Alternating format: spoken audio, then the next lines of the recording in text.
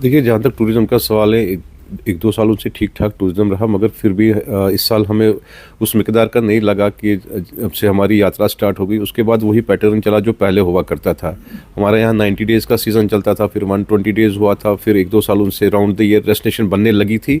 तो मगर फिर जो इस साल डाउनफॉल हमें लगा कि हम भी इसमें चिंताजनक हैं कि जो यहाँ पे अभी जो इकोनॉमिकल क्राइम जो चल रहा है विद इन द कंट्री या स्टेट में भी है। अगर आप यूरोप की बात करेंगे, वहाँ पे भी फॉरेनर्स तो ज़्यादा ट्रैवल भी नहीं करते हैं।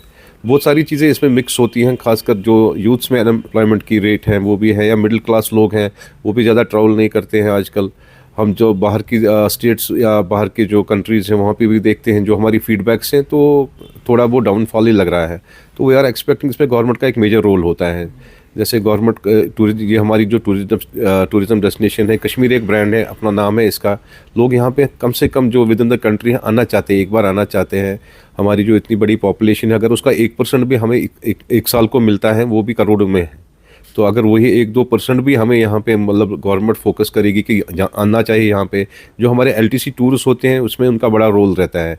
क्योंकि देखिए, with in the country government मुलाजिम बहुत हैं, और गवर्नमेंट का एक बार जो कभी ऐसी कोई सिचुएशन आती है तो एलटीसी टूर्स को रिवाइव करने की ज़रूरत है। अब ट्रेन भी आने वाली हैं, जो मिडिल क्लास टूरिज़्म है वो भी ट्रैवल कर सकते हैं। अब जो लोग यहाँ पे किसी वजह से नहीं आ पा रहे थे, चाहे हाई एयर फेयर्स हो या बहुत सारी वजूहत थे, तो अब जो ट्रेन आ रही हैं तो वी आर एक्सपेक्टिंग कि अच्छा खासा टूरिज़्म उसमें भी आए।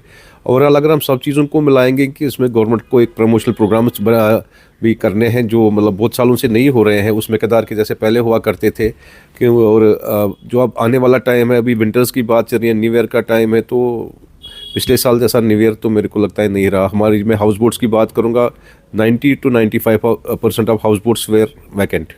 तो पिछले साल तो बिल्कुल ऑलमोस्ट 70-80% ऑक्यूपेंसी थी।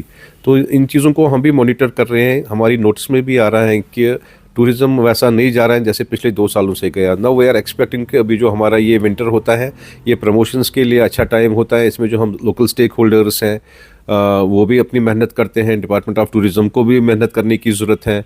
बाकी जो प्रमोशनल प्रोग्राम्स हैं उनको with in the country, outside the country, मतलब उनको चलाने की ज़रूरत है। डिजिटल मार्केटिंग की ज़रूरत है, बहुत सारी चीज़ें हैं। जो हमारे यंग यूथ्स हैं वो भी पिछले 1-2 सालों में इसमें इन्वॉल्व हुए थे टूरिज़्म में। जॉब्स भी हमने क्रिएट किए थे, हर एक स्टेक होल्डर ने अपनी अपनी जगह बहुत सारी एम्प्लॉयमेंट भी दी थी जो हमारे यूथ्स हैं। और मेरे को लगता है कि वो सिलसिला भी जारी रहना चाहिए। और बाकी जो आप नई डेस्टिनेशन हैं उन पे भी लोग मतलब गवर्नमेंट को देखना चाहिए कि उनको भी प्रमोट किया जाए। और प्रमोट ऐसा ना किया जाए कि खाली वहाँ पे मतलब प्रमोशंस हो, वहाँ का इंफ्रास्ट्रक्चर जो है, रोड कनेक्टिविटी जो है, बाकी चीज़ें जो हैं। क्योंकि अगर देखेंगे तो यहाँ पर विद इन कंट्री ही टूरिस्ट आ रहे हैं, लेकिन जो फॉरेन टूरिस्ट है उनकी कमी काफ़ी ज़्यादा देखी जा रही है।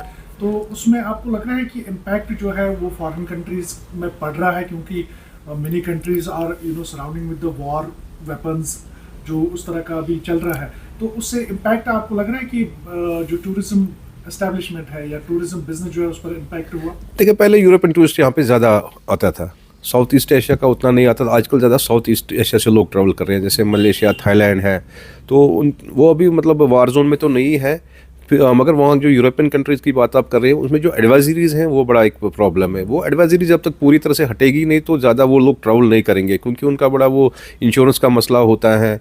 उनका इंश्योरेंस यहाँ पे कवर नहीं होता है। वो बड़े मतलब अपने ट्रैवल पे ज़्यादा मतलब सेंसिटिव होते हैं कि उनके जो ये इंश्योरेंस पॉलिसीज़ वगैरह, तो वो उन जगहों पर ट्रैवल करते हैं जहाँ एडवाइजरीज ना लगी हो। तो हमारी यही मतलब रिक्वेस्ट भी है कि जो G20 हुआ था यहाँ पे, उसमें भी जो टूरिज़्म की मीटिंग हुई थी यहाँ पे, उसमें एक यही मतलब मेन इशू था, एजेंडा था कि ये जो एडवाइजरीज है ये हटनी चाहिए। फिर भी मेरे को लगता है इस साल ठीक ठाक फॉरेन टूरिस्ट आया। एडवाइजरी इंटैक्ट है कश्मीर, मतलब बहुत सारी कंट्रीज़ में है, मतलब वो अभी रिमूव नहीं हुई है। बाकी जो हमारे जो साउथ ईस्ट एशिया है वहाँ से लोग आ रहे हैं, हमें उस पर फोकस करना चाहिए, क्योंकि वो बहुत अच्छी खासी तादाद में आते हैं और हर एक सीज़न में आते हैं। और हम भी चाहते हैं कि कश्मीर ऑल सीजन डेस्टिनेशन बननी चाहिए। नो डाउट कि मतलब जब कहीं किसी इलाके में डिस्टर्बेंस होती है तो लोग ट्रैवल नहीं करते हैं, क्योंकि बहुत सारी वजूहत होते हैं, इकोनॉमिकल प्रॉब्लम्स होती हैं, तो उनके अपने भी कुछ मसले होते हैं कि वो ट्रैवल नहीं कर सकते हैं फ्रीली। मगर हमारे यहाँ जो प्रॉब्लम्स हैं कि जो एडवाइजरीज़ की प्रॉब्लम है, मतलब उसको भी देखना चाहिए गवर्नमेंट को। और जो अभी जो जहाँ से हमारा ट्रैफिक आ रहा है वहाँ पे प्रमोशनल प्रोग्राम्स हमें गवर्नमेंट को स्टार्ट करनी चाहिए with the local stake holders.